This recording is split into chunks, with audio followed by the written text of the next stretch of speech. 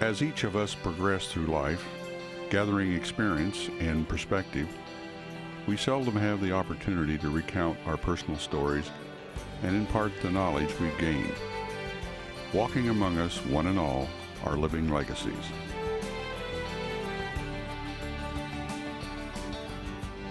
Welcome to another edition of Living Legacies. I'm Tom Morrow, your host, and today we're talking with Oceanside's Bill Peters. Bill, welcome to the show. Thank you, Tom. Nice to meet you this morning. Now, you spent most of your life in the Pasadena area. You were born in true. Los Angeles? I was born in Los Angeles. My parents lived in San Marino at the time. Essentially, I spent 45 years in that city and in the Pasadena area. And you were born in what year? Born in 1935, late, so I can almost say 1936. Right at the height of the Depression. Right at the height of the Depression, that's exactly right. Matter of fact, my grandfather had built a large home in San Marino, and in 1940 sold that house and bought a smaller one. That summer, my mom and brother and I moved in with my grandparents in the smaller house, which I lived in for 45 years, essentially. What was it like growing up in Pasadena and San Marino in those days? It was a nice area. It was an interesting area. We talked a minute ago before the show about the Warriors. I remember that. We had streetlights with big glass bulbs on them, and they were painted black during the war. We had streetcars. The Pacific Electric red cars ran 2 blocks away from my home, so when we were... A nickel would get you a long way. A nickel would get you a long way. All the way down to the beach? All the way down to the beach. Matter of fact, we took the red car down to Long Beach, took the cruiser to Catalina Island and back all by red car. No, obviously the cruiser was a boat, yeah. Well, what were some of the things that you remember during the war?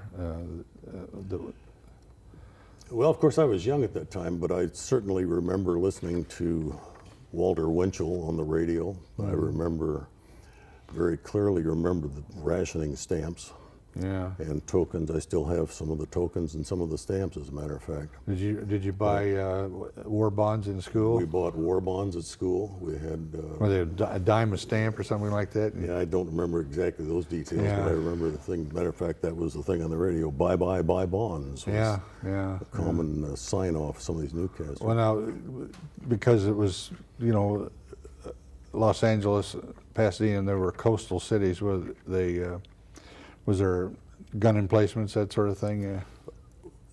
I don't know of very many, but I do know the one in San Marino. Lacey Park was our park. As a matter of fact, it was a park that General Patton had his rowboat on. Paddled his rowboat, according to my mother, when he was a kid. The Patton estate was right up the street from Lacey Park. But there was a anti-aircraft gun and a searchlight in Lacey Park right behind our scout house.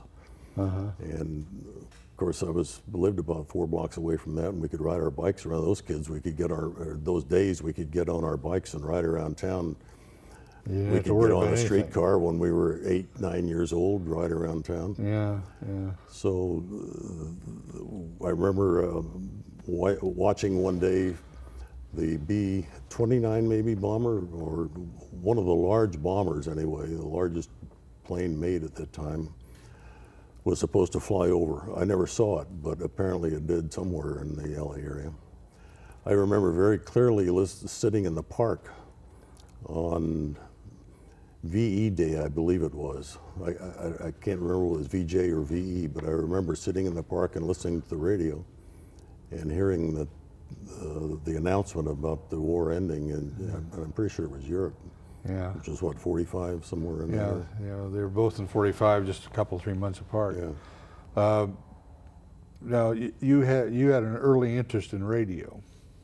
My grandfather took me to a friend's home. The friend's son had a crystal set, the cat's whisker type. I don't know if you remember those, but it was a little square thing that had a little Galena crystal in a lid. Could never figure out how those things worked. It's a simple diode, basically, but Grandpa had a pair of earphones, and his friend's son, Ned Adams, gave me a crystal detector, the little cat's whisker and the crystal and so forth. And I took that home, and Grandpa showed me how to hook that up to some headphones and put an antenna up somewhere, a long piece of wire. In those days, you had to have a good ground to make a crystal set work. Basically, you're creating voltage between ground and the air, and you could pick up radio stations. And then if you added a little coil to it, you could tune it and get one station a little stronger than the other. And that interest just kind of grew. That kind of got me started in electrical stuff. My grandfather had a beautiful shop. He had all sorts of tools, hand tools, power tools, lathes, drill press, saws. What kind of work did your grandfather do? Well, interestingly enough, his work was, he owned an automobile agency. He owned a Maxwell agency in Glendale early on, early 20s. I have a picture of Mary Pickford standing on one of the on the Maxwell that he sold her, and I have the date on that picture, but it's in the early 20s. Yeah. He was active in Glendale and Boy Scouts. He was active in a whole bunch of things there. But he had all his stuff, and he taught me a lot of things. As a matter of fact, most of what I know, I think, was from him as a kid anyway, and how to use tools, how to use my hands. And that's just kind of where my life went. As a kid, 10, 11, 12 years old, I used to roam around town on my bicycle with my toolbox and fix light switches and outlets. We had fuses in those days that you screwed in. Yeah, And if the fuse blew, you could stick a penny in. Well, I didn't do that. I always said, you're better off getting a new fuse. Don't put a penny in there. Yeah, It'll burn yeah. up the house. Yeah. Even, I'm surprised I even knew that at that age. But he would tell me these things. Yeah. Well, you and a buddy built a radio station, a little radio station? We had a carrier current. Well, it was a little one-tube transmitter that would transmit around the neighborhood. So we played radio station. We'd spin records. We'd have a guy would be a disc jockey. My brother liked cowboy music, so we had a program of cowboy music at night. But in those days, radio was like the internet is today. I mean, it had that fascination, didn't it? I mean, with people? In a sense, it was, of course, a much more limited range for any one source. But I mean, that was new entertainment, but it was really a... But technology was beginning to advance in those days too. I mean, crystal set was obviously replaced by tubes, vacuum tubes, and I early on got interested in vacuum tube radios and learned how to fix those things. And then television came along. In the late 40s, we started getting television. First television set was at a friend of mine's house up the street. We'd get together on Tuesday nights and watch Dick Lane and wrestling. KTLA in LA was the station at the time. It was the station. The station. Okay.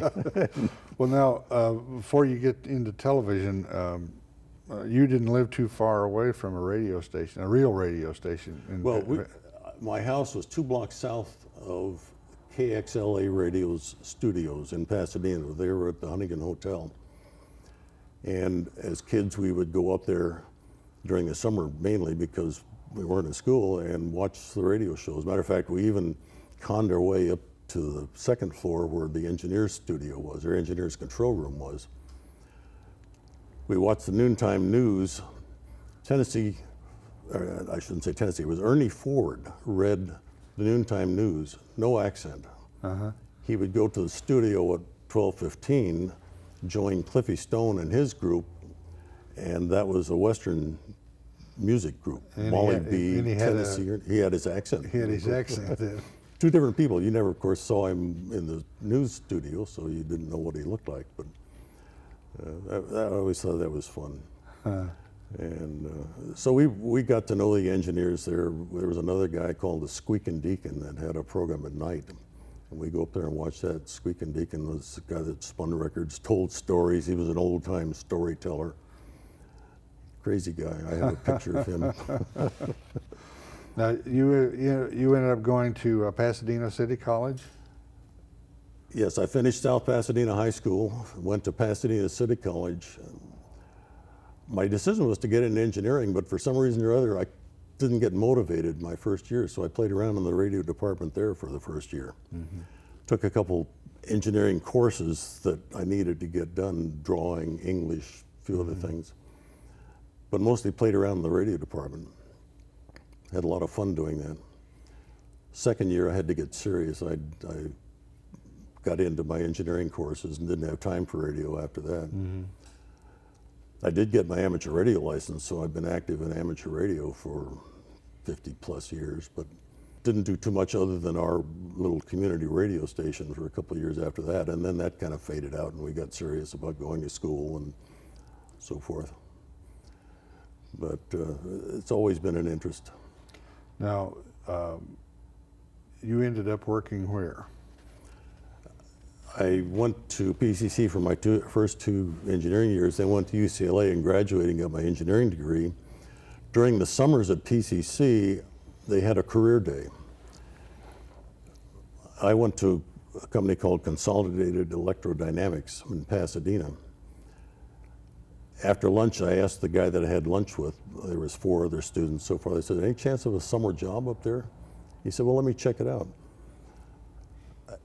Ended up getting a summer job at CEC for the next 3 years while I was in school. After I graduated, I had a couple different offers from companies.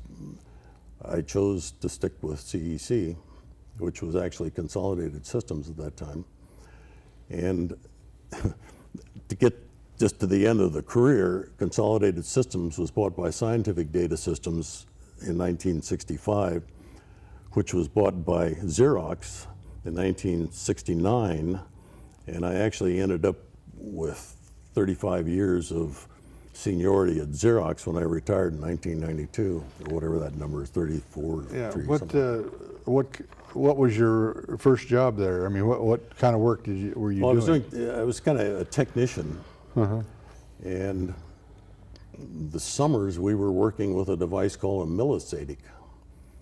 And a millisatic was a cabinet about 6 feet tall. It had chassis that were sideways with tubes, hundreds of tubes.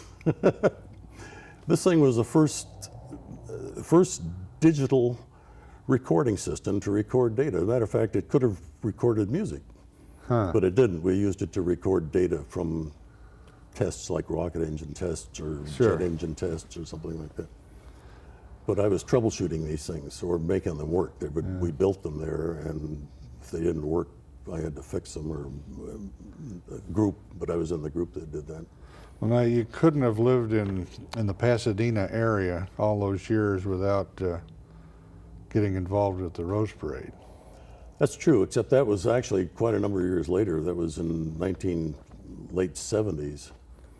I got involved with the amateur radio group that was doing communications for the Rose Parade.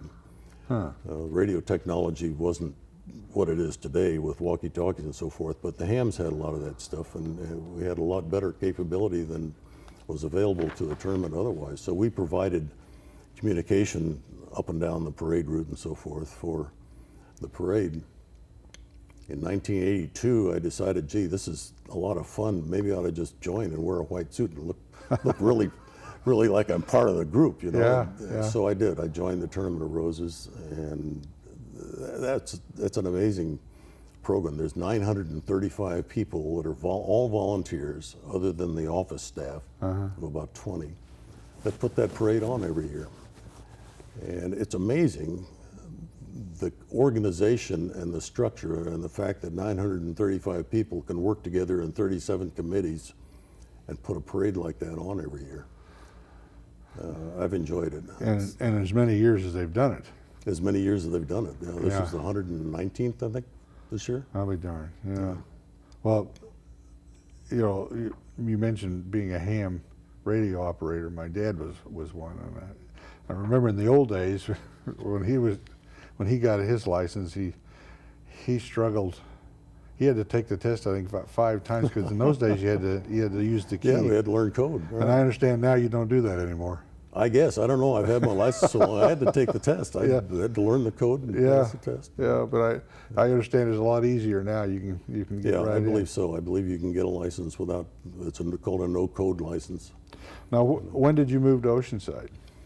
Moved to Oceanside in 2001. Had us split up in my marriage, and we decided to go two different ways. And I was looking for a place to live. I have a daughter in Escondido, so I came down this way. I saw the name of a gal on classmates.com that was my back fence neighbor when we were in high school. I sent her an email and I said, Bev, I heard that your sister passed away a few years ago. I saw it in the alumni little paper that we give. And she wrote back and said, no, my sister's fine. She's in San Jose. But what are you doing? I said, well, I'm down here in Escondido right now. Where are you? And I said, well, I'm in Oceanside. I said, well, maybe we ought to get together and just talk a bit. We did. And we've been together ever since. Huh. It's funny how that goes. So, yeah, back fence neighbors. Yeah. I hadn't seen her for 52 years. Another sidelight to that is, I hadn't seen Chuck Everts, who was one of the guys that I played radio station with as a kid. Bev's husband died in 2000. We were cleaning off his desk. I was going through his phone book and I saw the name of Chuck Everts in there. I said, gee, I wonder if that's the same guy I went to school with. Called him up, sure enough, same guy. Well, Bev's husband, Buzz, was a film editor for Copley in San Diego. And had done a lot of freelance photography, movie photography and editing. Chuck had gone on into the audio business. He owns a studio now, actually, Chuck Everett Sound in Laguna Niguel, but knew Buzz because of shoots they had gone on together. So anyway, Chuck and I got back together again as a result of that. So that's two acquaintances that were renewed after 50 years or more. Now, I understand that you're involved with the Midway, the USS Midway. Well, Bev and I are members of the Museum Association, but Bev and I write a magazine for our high school alumni association now. They were looking for somebody to help with their computers in 2001 or 2. I guess it was about 2002 just after I met Bev. So I said, well, I can do that. And they said, well, we need a magazine written. So we've been doing that. We've been writing an alumni magazine, 2 magazines a year. We've got 20,000 alumni. That 14,000 we know where they are, so we send them magazines.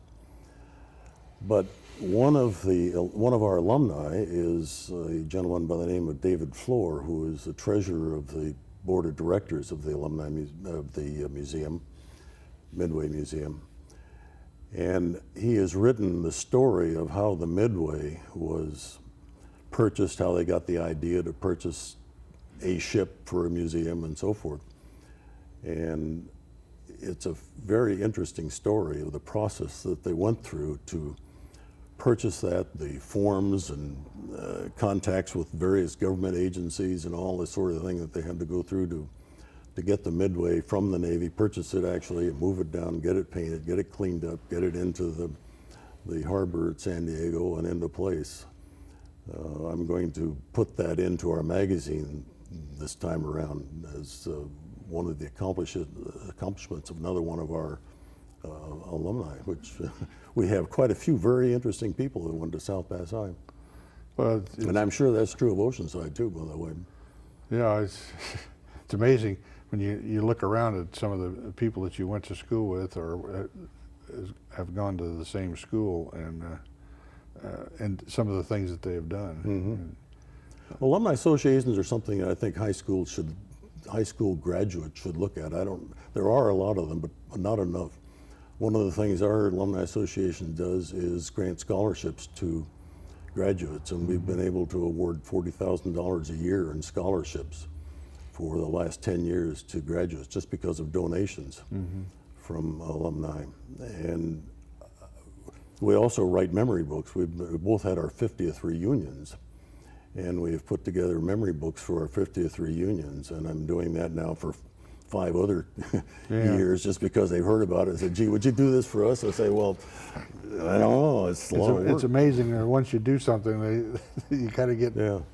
hooked into staying with it. Yeah. But I think it's interesting to get back in touch with your high school friends and see what they've done. And as you were saying, there are lots of interesting people in those groups. Well, other than the alumni project that you're involved with, what are you doing these days to keep yourself busy?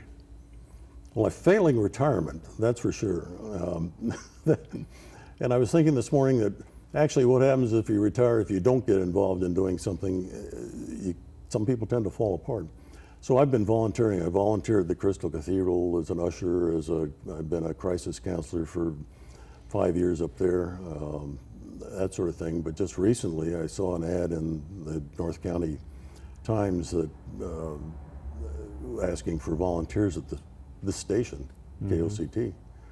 So I filled out the form and they called me in and said, gee, well, we've got a bunch of things that need fixing. We've got cables, we've got walls that need fixed, we've got shelves that need to be put up. I said, well, I can do that stuff.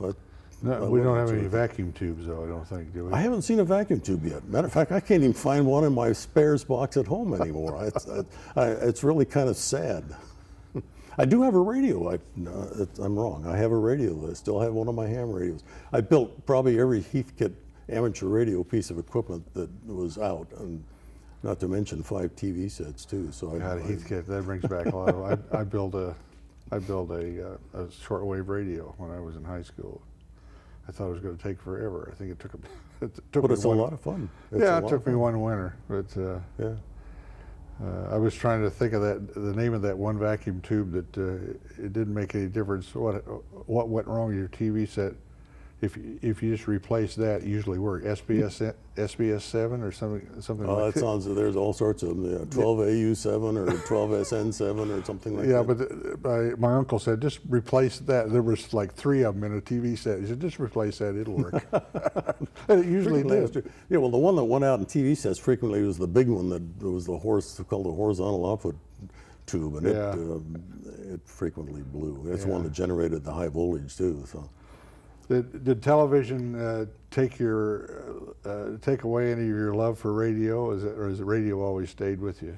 Well, radio's always stayed with me. I've been active in ham radio, not so much recently, but up until I came down here, I had a pretty nice setup and stayed in contact with my buddies in various places. I have a good friend in Salt Lake City that we used to get on twice a week and just what they call a QSO, just have a contact, find out what's going on with each other. Was active. Actually, one of the good things that amateur radio does is provide emergency services for cities, and I was active as one of the officers in the Los Angeles County RACES. They call it RACAS, which is the Radio Amateur. I can't even say it. Radio Amateurs Service Organization provides emergency services for the LA County Sheriff's Department. And there is a group down here in San Diego, ARES, which is part of the Amateur Radio Association, Amateur Radio Emergency Service, it stands for. That in emergencies, amateur radio operators frequently have the capability to take equipment out to remote sites. It's all self-contained, runs on automobile batteries or even the generators that they carry in their trunks of their cars sometimes, and can provide disaster communications that cities don't have because they've lost power, they've lost facilities or whatever. So what's old is new again. What's old is new again. Radio is not lost by any means. A lot of the amateur capability now is television, provides pictures. It's not anything like the television you see on your set at home. Yeah. But it certainly can provide information, which is the intent of providing emergency communications. Yeah. Well, Bill, we've run out of time. Well, I'm having fun. That's too bad. It goes by fast, doesn't it? It's fun to talk about all these old things. We thank you for coming in and sharing your life with us. Well, thank you, Tom. I appreciate it. This has been Living Legacies with Bill Peters of Oceanside. Join us again here next time on Living Legacies, here on KOCT. I'm Tom Morrow, your host.